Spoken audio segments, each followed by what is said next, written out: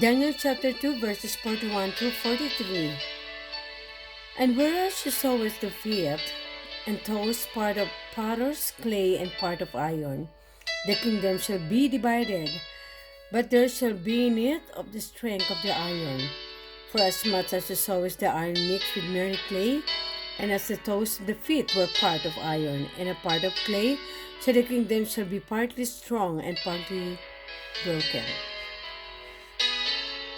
And whereas the sowers are mixed with merry clay, they shall mingle themselves with the seeds of men, but they shall not cleave one to another, even as iron is not mixed with clay.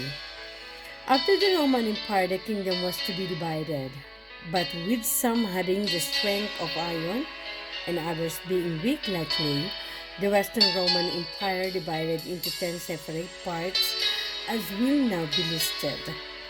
The 10 division of Rome. 1. Heruli. 2. Ostrogoths. 3. Vandals. 4. Franks. 5. Visigoths. 6. Burgundians.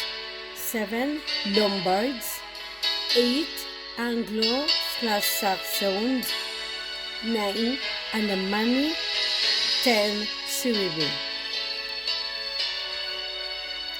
Mingle themselves with the seeds of men, even though the kingdom are divided. The monarchies of different countries try to unite them through marriage and thus gain the supremacy this way. The only thing that's resulted in was family feud between countries. Many have tried to rule the world through military conquest. Charlemagne, Napoleon, and Hitler, to name a few. But all efforts have come to naught, for the Bible is in opposition to them all. As it is written, they shall not cleave one to another. For clay does not cleave to iron, and vice versa. Clay and iron. The iron and clay are much more than just the divided kingdoms.